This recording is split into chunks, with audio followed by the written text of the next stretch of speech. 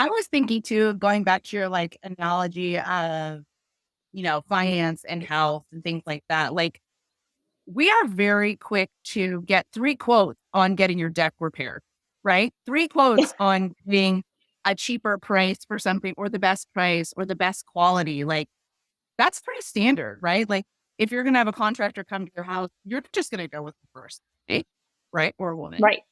Um, Yep. but like when it comes to our health, there is that fear or there is that like, well, they're supposed to know, and that's just what Mhm. they say. So maybe that's something that's very easy to kind of think about moving forward for us and any of our listeners. It's like get more opinions. Hi, I'm Cheryl Medeiros. And I'm Colleen Hungerford. And this is We're Doing This Right, right? Podcast for the whole woman, mind, body, soul, and business. It's humor infused, as real as it gets, inspiring, and you'll walk away with real usable tools for life and business. If you love what you're hearing, please share with a friend, subscribe so you'll never miss an episode, and rate and review whenever you listen. So find your earbuds, lace up your walking shoes, or cozy up with a beverage of your choice. It's time to dig in. We're doing this right. Right, Oh, Colleen? you brought the singing back. I think I bring the singing out when I'm most stressed. Well, it's been a big week for us, right? Yeah, Today's it's been a today big week. big week. Yesterday for me and today for you. First day of school for the kids. Mm-hmm. Yeah, we're So back. So, we're back. yay. Ye- Back. Let's do it right. Okay, so we have a guest today. Julie, how do I say your last name? Palumbo? Yes.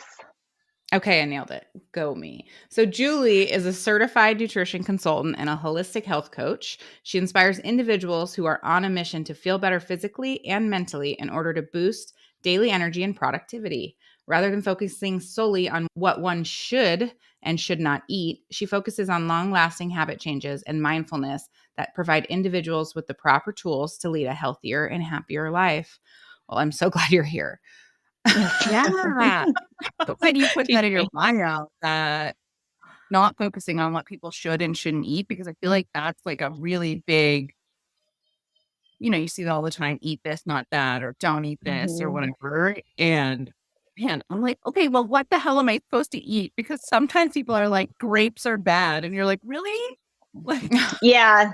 Yeah, I love when people are like, "Oh, I shouldn't, I fruit has sugar in it," but yet they still are eating dessert. It's like, well, let's conquer one thing at a time, like let's not Right. get that picky and that specific. And I think the most that people should take away from anything is that every body is different and what works for one person might not work for someone else. So if you're told that you should be eating more kale and spinach but you can't digest leafy greens, that's okay. Like, you're not doomed. There's always another option. oh my Oh, gosh, I love. yes. Okay, well, first tell us, like Cheryl does the mini bio, but tell us all about yourself Mhm. because we know that there's more to that for Of sure. course, yes. So in addition to being a health coach and nutritionist, I am a mom of three. So we have an almost 5-year-old, 2.5-year-old, and a 1-year-old. So we are very busy in this house. And I'm also a Crohn's patient. So having Crohn's disease, which is why I brought up the leafy greens, I could digest them fine, but I have been gluten free since 2013 to help with my Crohn's, and it drastically changed my life. That's not to say everyone should be gluten free, but that worked for me and I saw the benefit it had. I am a reformed financial advisor, so I did that for 10 years.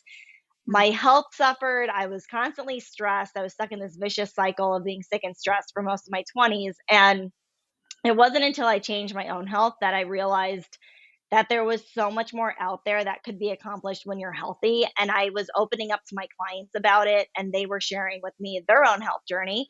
And I thought, well, like, why accumulate all this wealth for a great retirement that we were building, or this great future, whether it be, like they want to send their kids to college and they want to buy a shore house and all this stuff. What good is it if you're not healthy enough to see it and to enjoy it? Yeah. So I just shifted my priorities to all things health and wellness. I'm still coaching people in a very similar way in that, it's about making the investment today for a better tomorrow. It's the small changes you make today that lead to a better chance of success down the line, as opposed to playing catch up when it's too late. My subject matter just changed from money to health. I really love that analogy of like taking like that perspective of financial advisor, like the little things that you're doing today are going to have big impacts at the end. Like, I Yes, don't know if I've ever heard somebody say it or frame it in that way. And I think that that is pretty impactful because I think, especially for people in our audience, right? Like, a lot of them are entrepreneurs or executive women or whatever, and we're doing things all the time to set ourselves up successfully or even financially. yes, But thinking about this from a health standpoint is equally as important. And so I think that that's a really cool and really at least for me, really impactful way to like think about it because, I'm like, oh, if I buy this, put a little bit of money aside for my kid now that compounds in the next 18 years. exactly. Right. Yeah, and it's the same thing. Like, you don't blow all your money when you're in your 20s. Like, you save in, if you have a corporate job, like you save in a 401k, or you have savings that, doing a little bit, it compounds and it adds up. And it's the same thing. Like, when you're in your 20s, it's so easy to just be like, yeah, I could eat and drink whatever I want. And then you don't want to have to play catch up later. So maybe it's that you are more choosy about what you're eating and drinking. You're being more aware of what foods react to your body in such and such a way, so that you're not in your 50s and saying, oh shoot, now I'm pre-diabetic, I shouldn't have been doing what I was doing. So it's the same thing. Like, it's not an all or nothing approach. You can still enjoy your alcoholic beverages and your treats and everything, but don't overdo it, and just kind of be smart. And I like to tell people, make it count. Like, instead of just picking on M&Ms in your home, maybe you just have a really good dessert when you go out to dinner once a week instead. Like, just make it high quality, and make it for a good reason, and not just because it's there. Yeah. Not just the mindless eating Yes, yeah, or whatever. I Or was just, emotional yeah. Or eating, eating, or just don't eat your hmm stress feelings. eating. Yeah. yes, When I hear you talk about this, you said the all or nothing thing. And I think that that is something that, for people who struggle with health or weight or whatever it is, it, hmm for a lot of us who are in our late 30s and early 40s, like that diet culture, Cheryl and I've talked about this a million times, but that 80s and 90s diet culture is so ingrained and it is an all or nothing thing. Like that's yeah, kind of what it was like. yeah, You do this diet and if you mess up, you're fucked. Excuse my language, yeah, right? yeah, yeah. You- Yeah. Well, So it's funny you say that, because just this weekend I was talking to my mom, and I think even after 6 years of doing what I'm doing, my parents still don't really get what I do. And right. so I was telling my mom, I had a client send me a before and after picture that she wanted me to post, and like, she's young, and like, it was like a huge transformation. And my mom was like, "Well, what happens if they cheat on their diet?" And I was like, "Oh my gosh, like, those words, that's not even a saying anymore." Like, that's like, well, like, what if, the power cord on your ethernet goes? Like, that it's just like not something that this generation even formulates in a sentence, like, to cheat on a diet. And I was like, well, she's young, I want her to go out with her friends and enjoy dessert, and to occasionally get a treat at Starbucks. But it's what you do, for anyone, what you do a majority of the time is what's going to dictate your health. So if you eat like crap all the time and you have one good week of eating, that you're not going to suddenly be healthy. And if you eat really well and you have one week that you're on vacation and you splurge a little bit, it's not going to make you unhealthy. So as long as you have that mentality that, like, you're making these empowered choices because you know what foods serve you better and make you operate better. You're choosing to eat a certain way so that you have high energy, and you're not feeling like, if you're, drinking excessively, so that you're not hungover the next day. Like, you could always have those, and I even hate like the term, they would be like cheat meal or cheat day. You're not cheating. You're just Right. enjoying something occasionally. Just like, if you bought an expensive pair of shoes every now and then, like, you're not going to go bankrupt, but, well, you shouldn't, but it's just a treat, like, it's just Yeah. something that you're choosing to do. And I just think I don't use the words. There's 4 words I don't use. I don't use fat. I do not use the word unless I'm talking about a food group. I do not use the word skinny. I hate the word skinny. I don't use the word diet. And I also, and like honestly, I don't even use the word cheat. Like that is just it just makes no sense to me. So though, and the words fat and skinny are just off limits in this house. We do not comment on body makeup or anything. Like I just to me it's like it may as well be a 4-letter word. Like I just don't want my children to grow up hearing fat and skinny and like think that there's a good or bad way about it. How are you teaching your kids not to comment on people's bodies? Because I mean, this is not a parenting podcast, but please help me. Yes, yes. Yeah, and it's so easy. Like I feel like again, growing up in the 80s and 90s, like my mom was very hypercritical of how she looked, of how other people, like to this day she still comments on like how other people look. I never speak negatively about myself. It became so my daughter, our oldest daughter is going to be 5 and our youngest just turned 1 in May. So and then I have a son in between. So I know the girls are a little more like susceptible to body image. And my older daughter, like she's in dance and everything. And I just don't talk about my body and I don't talk about hers or what you're eating. I never point out like we talk about healthy foods and unhealthy foods and she'll say like, "Oh, strawberries, they're a healthy food, right?" And I'm like, "Yes." And she'll say like, "Oh, Oreos are not a healthy food." And I'm like, "Right."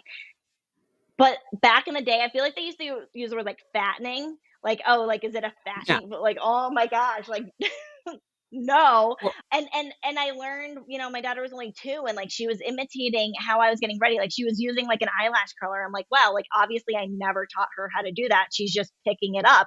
So they pick up on things. And my daughter, she'll ask me, she's like, is this gluten free? So like I know like she hears me ask that all the time. And there's certain discussions we have about that and why mommy has to eat a certain way. But like I never comment negatively about my body. I never talk about her and her eating ways or me and my eating ways. It's just not even an issue. It's just I'm choosing this because it's a healthy food and it makes me feel strong and energized. And that's why you should do it too.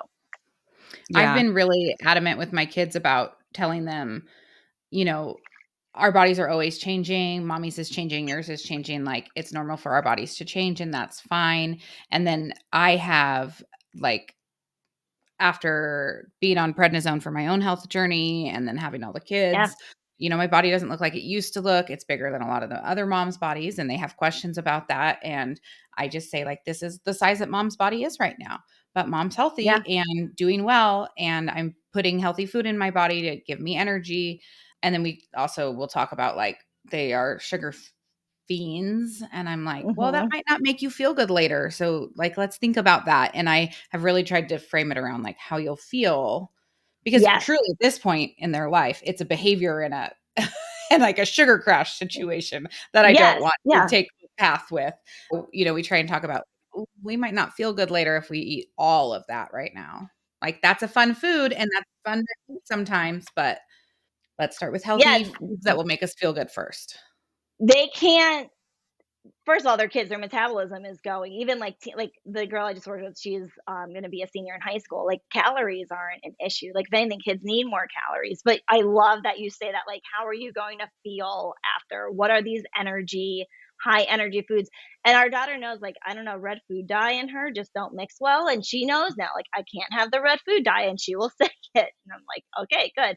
And and we talk about teeth too. We're like, oh, sugar could cause cavities. Sugar can make your belly upset. Like we definitely that's what we talk about is like your overall body, how you feel, and not like because they don't have the concept like, oh, you're going to gain weight. Like who cares? They should be gaining weight. Right. Right. Yeah. Mhm. My kids, Vinny, my mom sounds similar to your mom, was very much like very body focused and had a lot of her own insecurities and put me on a diet when I was 6 and all of that. So I have a scale, right? And I am always working on my strength. And that's what I talk about now is like, I'm trying to make my body stronger. Hmm. But my kids get on the scale and there is that part of me that cringes, like that I'm like, oh, but when they're doing it, they have like no, there's no emotion attached to it. They're like, how much do you weigh? I weigh more than you. I am, and like none of that is bad. It's just an interesting fact for them, right? But there is that part of me, that from growing up that starts to feel stressed out when they get on the scale. And I'm like, but I don't think You anything. want to They're protect them just, from it. Yeah. yeah, be cool, be cool. Don't be weird. Cause Yeah. I have, like I have a 10-year-old daughter and she has a very different body type than I do. And she is, you know, tall and thin. And that's just how her body is. And very early on, my mom would make comments, kind of what you were saying, like, "Oh, she's so skinny," or "Oh, she's so thin, like, look at how cute she is," or "Look at," and I said to my mom, like, "You are not to comment about her body." Hmm. From perspective, this was very positive, right? But Hmm. I was very But conscious if of the if her fact. body changes and she's all along had the person telling her that you're so cute because you're so thin, and then if at some point her body is no longer thin, then there's the, "Well, maybe I'm not cute anymore because I'm not thin anymore." And God forbid we Hmm. give that to our Yes. person. Right, and I didn't want her value to be based on her look, right? Like, Mhm. that's very important Hmm. to me is that I did not want her Hmm. self-worth or her value and she is beautiful, she is objectively beautiful, right? But I read something very early on because it sounds like you, Julie, like I'm very conscious of having a daughter and what that is like and making sure that I'm helping to foster like strength and confidence, whatever. When I read something very early on when she was young that said like when most people talk to little girls, they say, "Oh, your dress is so beautiful," or "You're so beautiful." And when they talk to boys, they say things like, "You're so smart," or "You're so good at that Strong. activity," right? Right. But one of the things that we can do instead is still compliment them on the dress, but maybe it's, "Oh my God, how cool that you chose to wear that dress today." Like complimenting the choice and complimenting Yes. their decision making. Like, "I love that you chose that outfit to wear today. Like, how cool is that?"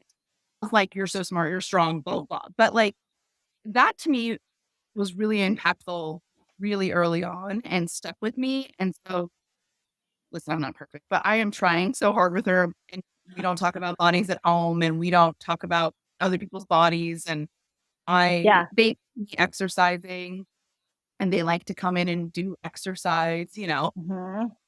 and we make that just a normal thing. So I don't know. I don't have all the answers. You have way more answers than we do, but I think like Yeah. there is hope for women of our generation who are breaking these generational curses, if you will, on Yes. bad and things.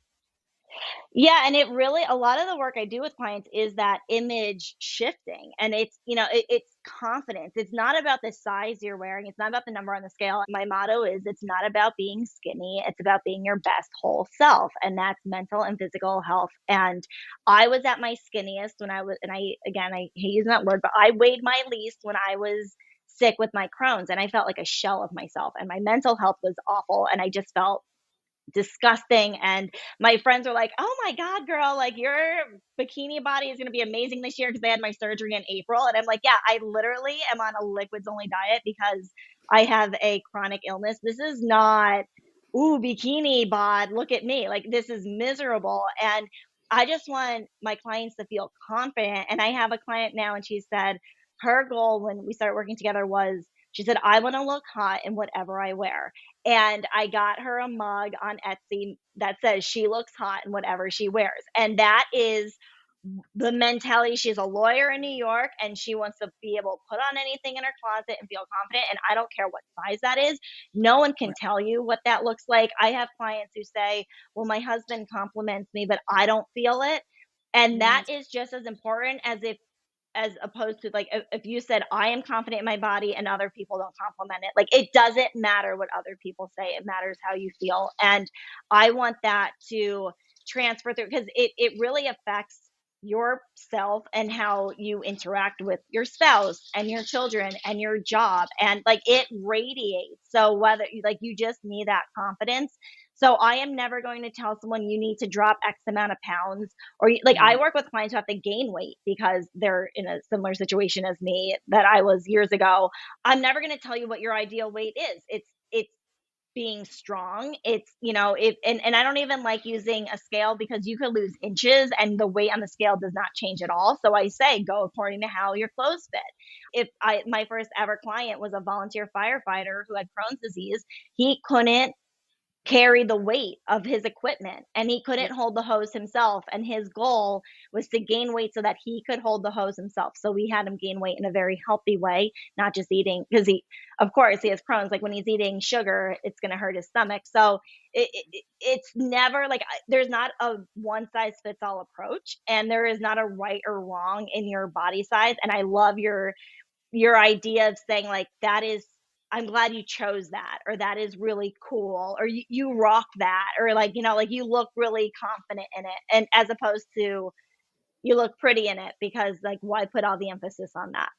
Right, like, you Yeah. look like you feel so good in that. That's so fun. Hmm. Good for you, you know? One of the things that you've shared that you're passionate about is women being their own advocate when it comes to their health. So I know you've traveled through your own health journey, and I think that as time goes on, more and more and more people, everybody's kind of encountering something along the lines. So let's talk about some tips to be your own advocate. Maybe tell your story, how you advocated for yourself, and then how we could help others feel empowered to advocate for themselves. Sure, absolutely. So living with Crohn's, I actually say I am lucky that I have Crohn's because it forces me to pay attention to everything going on in my body. And if you haven't noticed yet, I am also an optimist, and I just like to see the silver lining, and not out of delusion, but just like, hey, like you're stuck with this situation, you make the best of it, and go with it. And I feel like with my Crohn's, that has given me the opportunity to be so in tune with my body that I know if something's not right. And I'm not afraid to press forward to say, I need a second opinion. I had very randomly, I mean, if you're someone living with a chronic illness, you are probably aware of the fact that you get very random things that happen to you that don't happen to most normal people. So I had scarlet fever years ago because God. I had strep throat that then led to scarlet fever. If you have never had scarlet fever, it's basically just like hives all on like your chest up to your neck that are so itchy. Like I felt like I was wearing a wool sweater. I just like wanted Mm. to rip my skin off. So I was told at first it was a drug rash to the antibiotic I was on for the strep Mm. throat. I was told it was a reaction to the Humira I was on at the time for my Crohn's.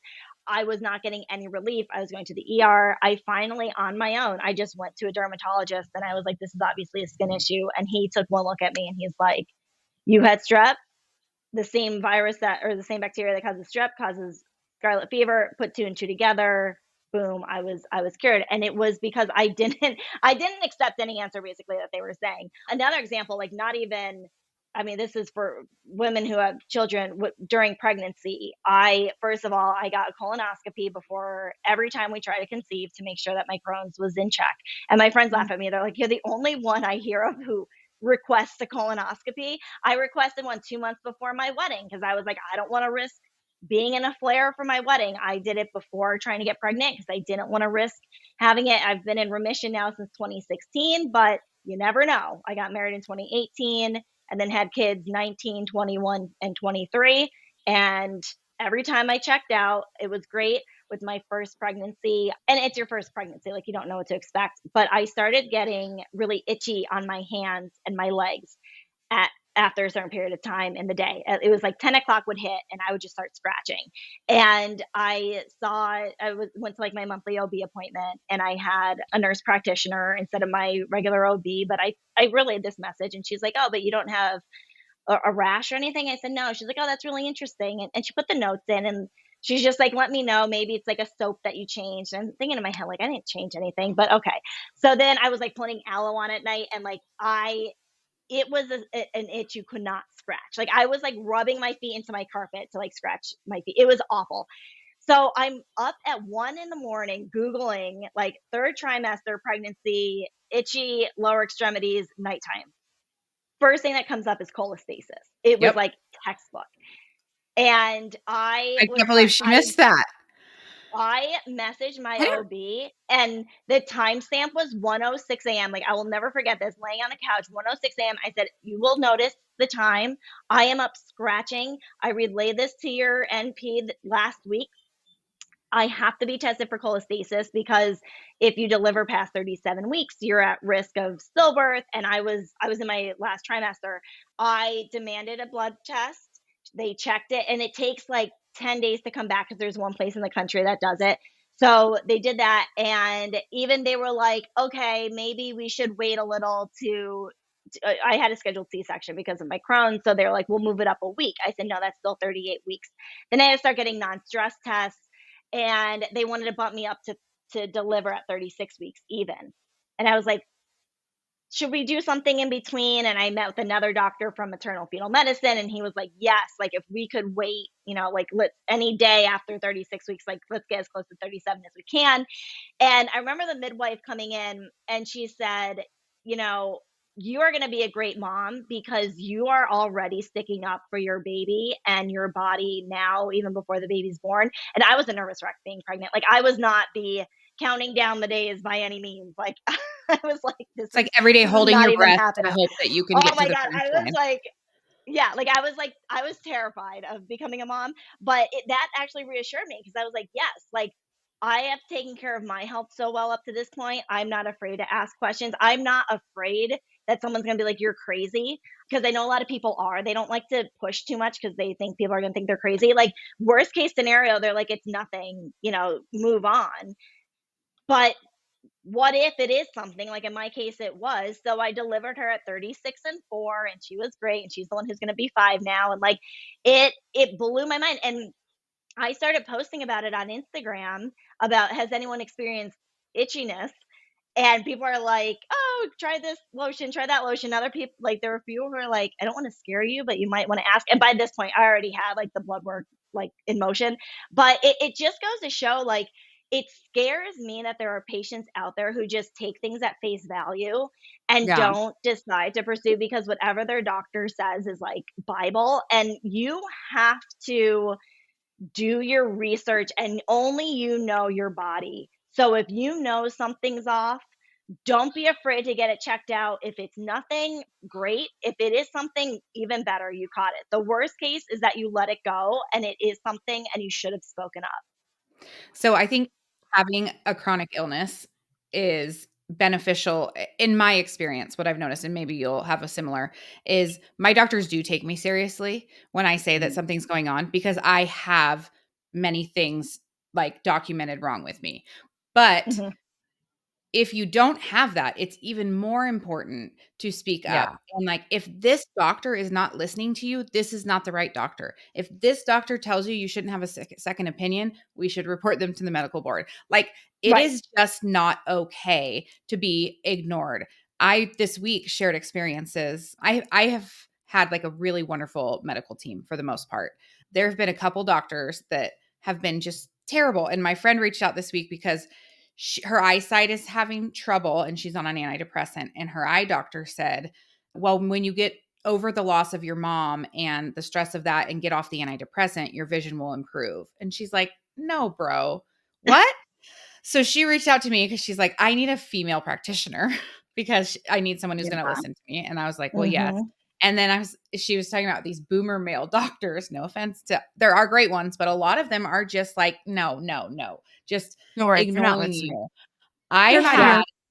I had a rheumatologist tell me that, and this was at UCLA Medical Center in LA, tell me that I had fibromyalgia, which is the trash can diagnosis they give you when you feel like shit, but they can't figure out why, which I have several diagnoses. So now we understand why. But he said, you have fibromyalgia and you should never have children because all moms are tired and no one will feel bad for you.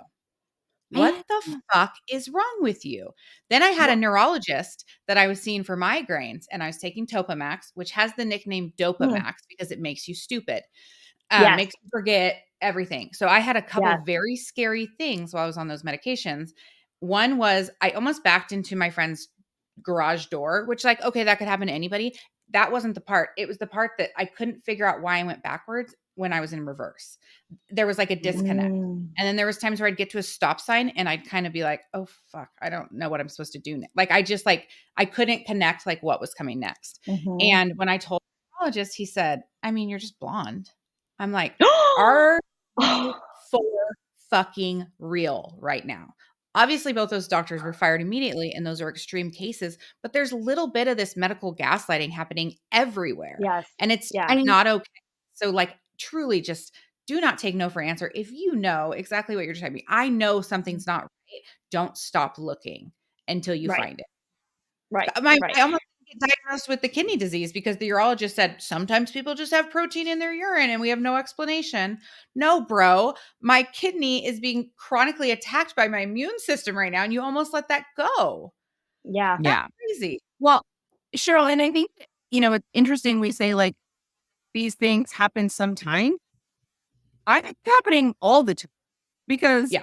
we have 3 people here in, well, I have this non-experiences personally. The same thing happened to my sister who had a fucking brain tumor.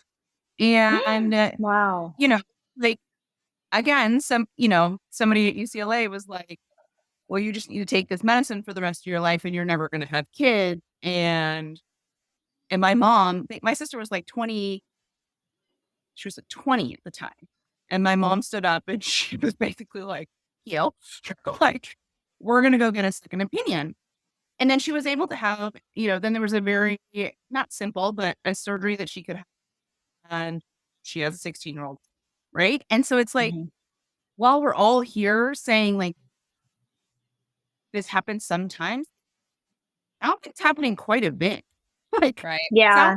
Yeah, only I have, feel like it's becoming the norm, and it's like in my experience, I feel both professionally and personally, I feel like it's almost the anomaly to be like, "Oh, it really was nothing," and my attitude about everything is like, everyone is always right. So, like, if you see 5 doctors and they all say the same thing, chances are that's what it is. If you have one outlying doctor is a little bit like, I don't know if I would, consider that.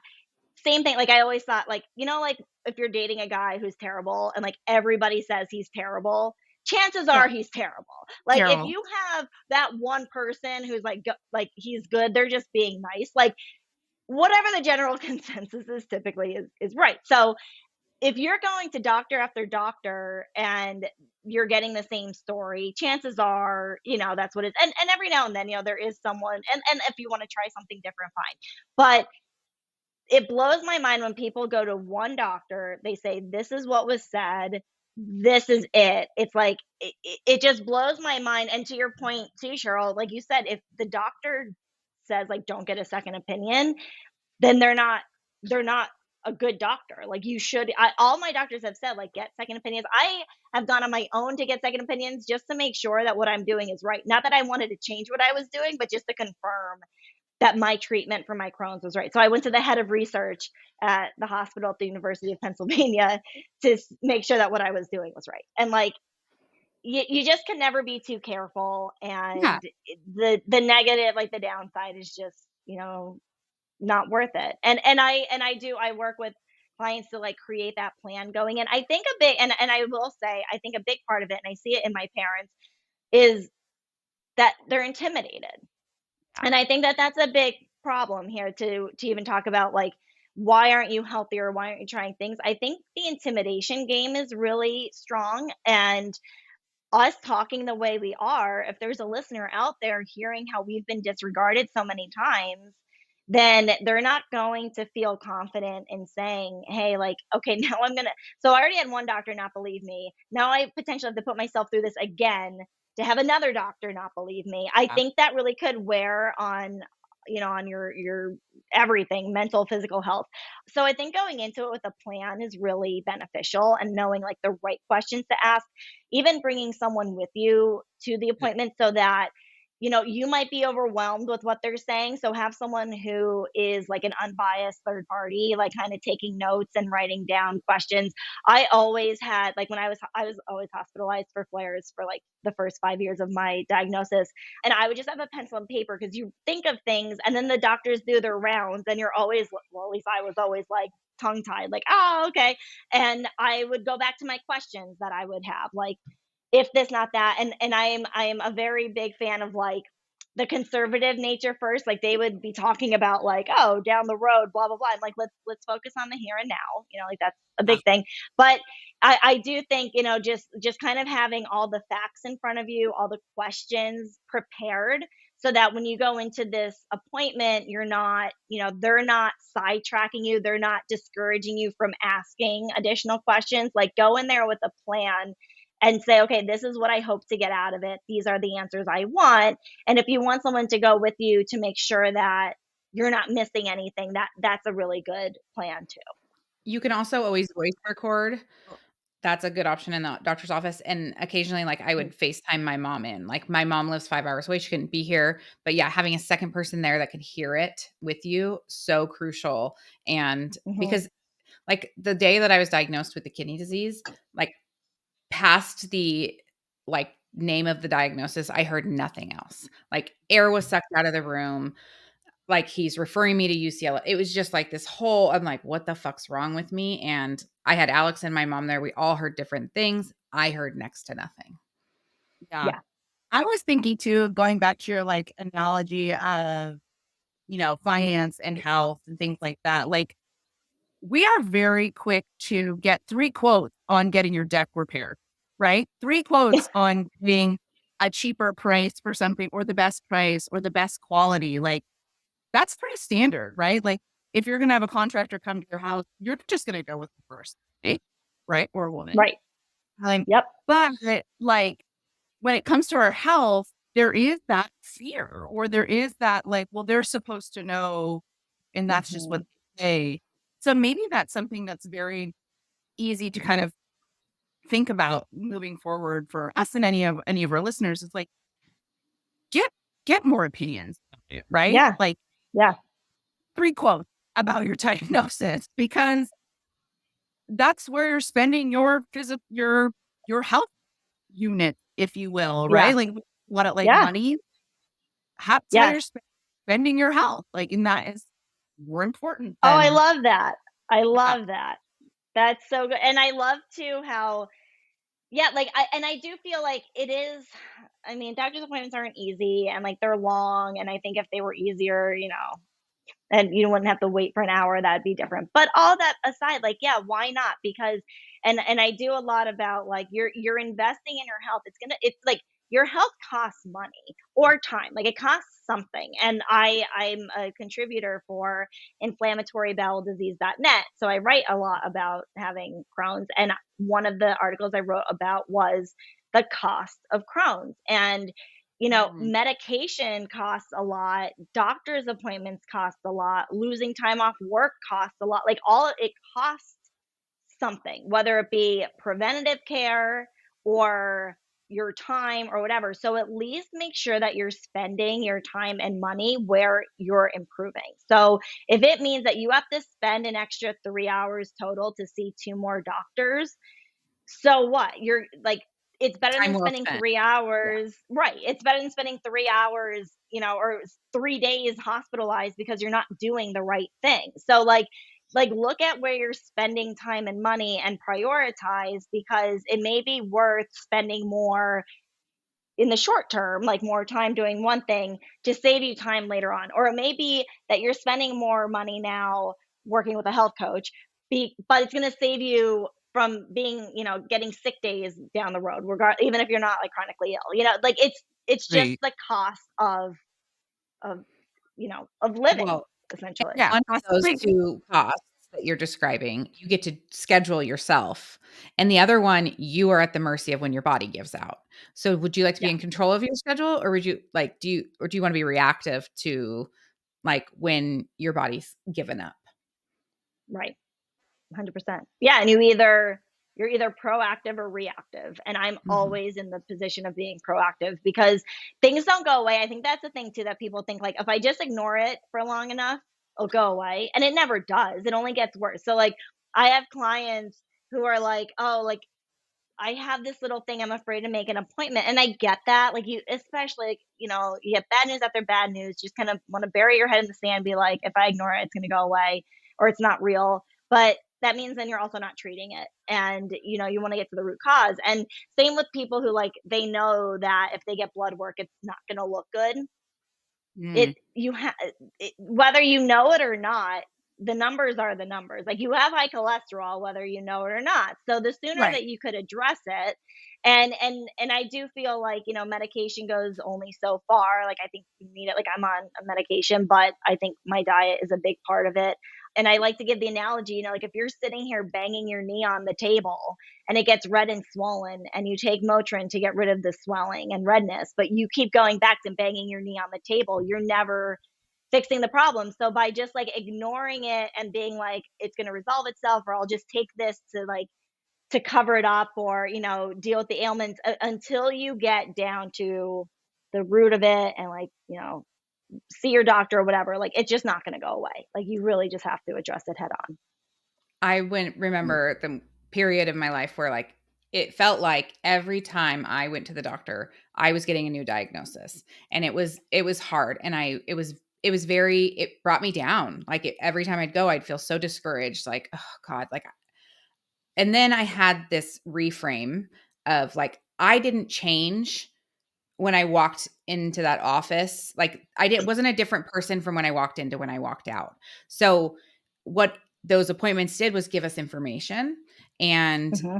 we were and we could then do something about it. But I wasn't any different. So I was like, I don't need to feel bad that now they tell me I have Sjogren's or I have antiphospholipid syndrome or I have all of these things. Like that's not something to feel bad about. It's just information we have so that I can recover or position myself to feel the best that I can with what I've been Hmm. given. So, but it was Yeah. like reframing to like, okay, well, don't get so down when you leave. You're no different than when you Yeah. walked in. Like, okay, they Yeah. called you a new name, big fucking deal. Like, it's just information. Now we know we can do Yeah. something about what I've already been Well, it's feeling. actually people who have not been properly diagnosed with anything wish to have a diagnosis. Like, I was Right? diagnosed with my Crohn's disease by accident, and I feel like one of the lucky ones, because the second that something started happening, we knew what it was. One of my best friends went years without being diagnosed with celiac. It just was overlooked. And I think that's the most frustrating thing, was when you know something's going on and it's not diagnosed. I would rather get a diagnosis so that you could treat it. Who cares if it's like you said, it's happening in your body anyway. At least be able to pinpoint it and treat it, and not just be like, oh, it's just something, or it's just what your body's like. That is infuriating. I think it's infuriating when people say, oh, it's all in your head. Like, I just think that there are just better ways to approach it. And yeah, it's, again, second opinions. Get a second opinion if you get that answer. Get 3 quotes on your body. Get 3 quotes. And Mhm. if somebody wants to work with you, what does that look like? Like, if they're like, Yep. they're like, "Oh, you said," they're listening to this and they're like, "Wow, she sounds so cool. I wanna work with her." What does that look like? Like, if Yes. can you do that, remotely? Is that all do they have to be local? Yeah, no. So it's all by Zoom. I work with clients in 4, 6, and 8 week sessions, because it takes at least 3 weeks to form a habit. And that's exactly what we're doing, regardless of what your goal is. Like I said from the beginning, like losing weight, gaining weight, lowering cholesterol, whatever it is. If you're newly diagnosed with an illness and you need a plan, no matter Mhm. what, it can't just be like a one off. So we work together at least, let's say, 4 weeks. So we meet once a week so that we could identify what's going well, what are we going to address that are challenges or sticking points. I assign action items, so maybe it's to, make that appointment, or if you want to start cooking more meals at home, it's let's start cooking at home. Can you do it 3 times this week? Just 3. Let's start with 3, then we'll work up. By the next session, I'll say, okay, did you make your 3 meals? Did you make that doctor's appointment? I'll ask you to set your own goals so that you could track your progress, regardless of what that means. I want to lose a pound this week. I want to, go on 3 runs this week, whatever it is. And then we recap and see what's working, and then we build upon that. So we are just keep doing step up, step up, step up through the whole program. You always get detailed notes after our session. So if there's anything I suggest, like a recipe, or I don't know, a protein powder or something, like I'll send it to you. And you also, it's cool to look back to see like where you started at week 1, like what your challenges were, and then like where you are by like week 6. And you're like, wow, like I really came a long way. And you always have like your action items in front of you. So you know what you're doing. Everyone always gets access to me 24/7. I reach out a lot in the beginning to say, hey, like you said, you were going to go to the grocery store yesterday. Did you do that? And then I have clients who will screenshot me like a menu where they're going out to dinner that night and say, hey, Um, like what are the top 3 options that I should choose? And I like to meet clients where they are too. Like back to my first thing I said about like if you can't tolerate leafy greens, like then we'll go with something else. If you say like, Julie, it is impossible for me to make dinner at home 7 days a week. Well, you don't have to. Let's just do what you're doing, but make it healthier. Let's say you're in a career that you take clients out for lunch. You could still do that. There's just a healthier way. I had to figure it out. I was taking clients out for lunch as an advisor and I was gluten free. So I would show up to the restaurant 15 minutes early to talk to the waiter. So I got all my questions out before anyone even had to be present. And a lot of what I do is the how. It's not just saying, okay, this is what you should eat and what you shouldn't eat. Yeah, everyone knows that. It's how is it going to work for you? How is it going to work for your body? And most importantly, how is it going to work for your lifestyle? That's so yeah. important. In my last career, my first 2 managers, every year our goal was to hit this chairman's council is what it was called. It was like the sales incentive. Okay. The first 2 managers were like, this is what you need to do every year, hit chairman's, and here are the requirements of it. Ready, go. And I mean, I hit it and I did it. But then my 3rd manager, she was like, okay, this is the goal. Now, how are we going to get there? And she'd sit with me and we'd go through my clients and we'd go through my CRM and we'd figure out how to structure my time. And even, it was right when I came back from being diagnosed with kidney disease and I'd had to taken a year off because I was unwell recovering from the treatment. And she was like, okay, so when do you have your best energy? So that's when we're going to be out cold calling. Like you need to structure your day around that. And then, okay, when you don't have enough energy or you're not your best self, like set an appointment with an existing client that already knows you and loves you and respects you. And then you just do their service. And it was just so fascinating to see the shift of just being told what to do and then how Mhm. impactful it is to be told how to do it and to like actually work with the circumstances that you're in.